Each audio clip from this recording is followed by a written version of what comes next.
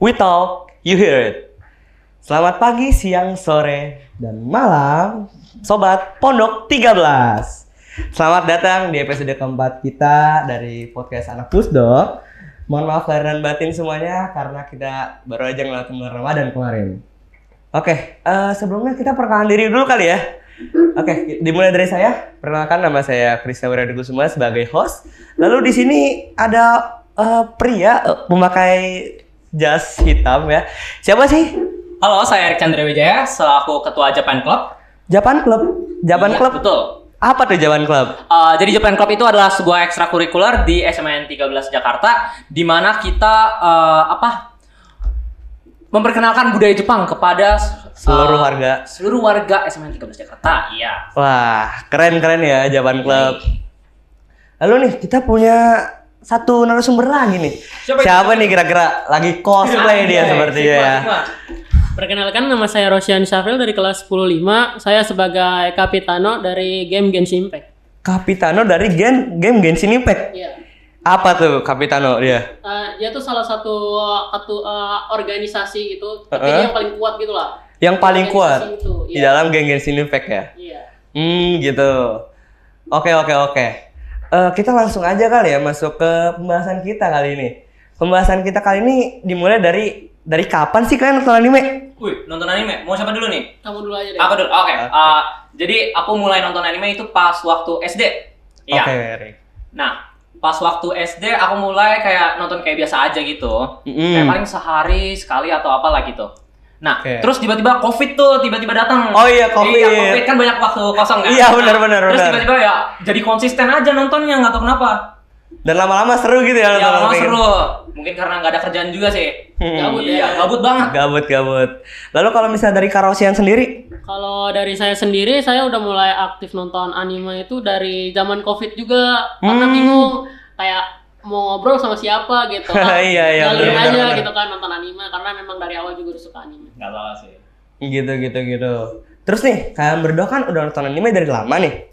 Terus kalian pernah gak sih kayak dapat sebutan wibu dari seseorang? Wah, itu udah 100%. itu udah sering sih. Udah sering. Sering. Sebelumnya nih aku mau nanya dulu nih. Kalian tahu gak sih apa sih arti wibu? Arti wibu? Oke. Jadi ada dua jenis. Kadang orang salah paham. Ada wibu dan otaku. Otaku? Ya. Kamu tahu otaku gak? Pernah denger gak? Pernah denger sih di sosial media gitu. Di sosial media. Orang ngomong otaku. Oke. Jadi kalau misalnya otaku itu adalah sebuah istilah buat kutu buku atau nerd. Oh. Ya. Jadi ada banyak jenis. Kayak misalnya idol otaku, anime otaku, video game otaku. Pokoknya itu sebuah kutu buku lah istilah. Buku. Ya, itu konotasi negatif ininya. Negatif lah. Terus kalau misalnya wibu nih? Kalau wibu, itu juga negatif. Negatif juga? Ya, negatif juga. Nah, bedanya apa tuh? bedanya, kalau wibu itu orang yang sangat terobsesi dengan Jepang. Tapi dia sendiri non Jepang gitu, kayak orang di luar Jepang. Betul sekali. Jadi kayak gitu. orang Jepang mungkin memberi batasan di mana diri mereka nggak mau disamain sama orang luar. Wannabe Japanese. Iya. Iya. Jadi tuh kayak misalnya kalau ada orang Jepang, makanan Jepang, game Jepang, wih gila, seneng tuh orang. Kayak saya. Berarti ada asal-usulnya nggak sih wibu ini? Ada asal-usulnya. Kata wibu itu sebenarnya yang dari saya ingat-ingat dan dengar, wibu itu istilah dari 4chan. 4chan? Iya. Oh, itu forum yang kayak Reddit gitu ya? Iya, betul. Jadi wibu itu berasal dari kata weeaboo. Weeaboo? Iya, weeaboo. Apa tuh? Weeaboo. Jadi weaponist, wannabe Japanese. Pokoknya dari kata itu. Oh, nah, jadi orang gunain itu biasanya kayak sebagai konotasi negatif untuk ngatain seseorang yang terobsesi dengan Jepang. Nah, itulah asal mulanya. Iya. Gitu. Oke. Terus kalian pernah nggak sih kayak denger kata seseorang atau seorang yang bilang kalian lah nonton anime Iya. itu tuh cuma buat anak kecil. Oh, itu pernah. Gimana tuh pendapat kalian? Kalau pendapat aku itu rada kurang tepat sih sebenarnya.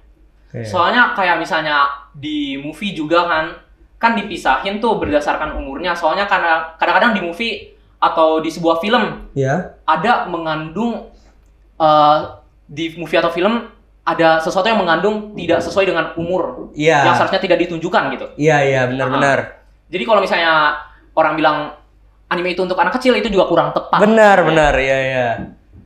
Terus kalau menurut Kalau dari saya sendiri nonton anime buat anak kecil itu kurang ya, karena menurut saya untuk nonton anime itu minimal usianya mungkin di atas 12 tahun, karena ada beberapa anime atau bahkan lebih banyak anime itu mengandung unsur gore gitu Iya, kan. oh gitu iya Terus sama romance kan nggak harusnya diajarin anak kecil Iya, usia benar, TK benar, atau benar SD banget. gitu. Waduh. Kurang tepat lah kalau misalnya mengenalkan romance ke anak di anak bawah umur kecil. gitu. Iya. Berarti banyak jenisnya ya anime itu ya. Berarti kalau misalnya kita bisa bilang anime sama film itu mungkin sejenis. Iya, itu sejenis sebenarnya. Sama-sama movie kan? Iya. Oke. Bedanya kalau misalnya anime itu seni dalam bentuk gambar, tapi kalau misalnya film dalam bentuk real life gitu ya. Iya, betul sekali. Oh gitu. Oke, selanjutnya nih. Kalian pernah nggak sih dengar-dengar kayak drama-drama gitu dalam cosplay? Terutama Rosian nih. Rosian kan sering cosplay. Gimana nih pendapat Rosian dulu nih? Kalau dari saya paling sering nemu itu kasus kecurangan gitu, kayak misalnya juri lebih kenal peserta, jadi dia lebih suka sama peserta ini gitu loh. Oh. Jadi itu yang bikin drama-drama gitu ya? Iya, terus juga ada beberapa cosplayer yang anggap cosplay itu sebagai seru-seruan, ada yang anggap itu tempat ekspresinya dia, jadi harus niat gitu kalau pengen cosplay. Dan itulah yang menjadi senggol-senggolan lah. Jadi banyak pendapat gitu ya dalam Iya. cosplay ini. Kalau menurut Erik sendiri?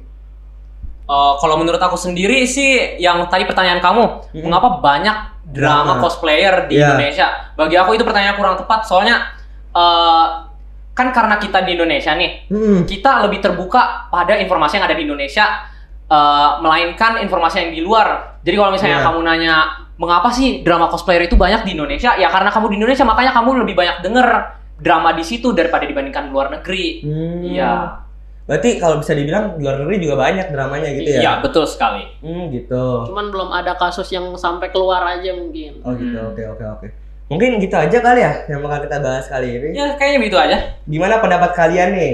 Kalian setuju atau enggak? Silahkan tulis di kolom komentar. Dan jangan lupa subscribe dan hit the notification bell. Jangan lupa juga untuk follow IG saya, @DSM_. Dan @JapanClub13. Dan saya Yuki Cleveland. Oke, see you next time. See you Matane. semuanya. Matane.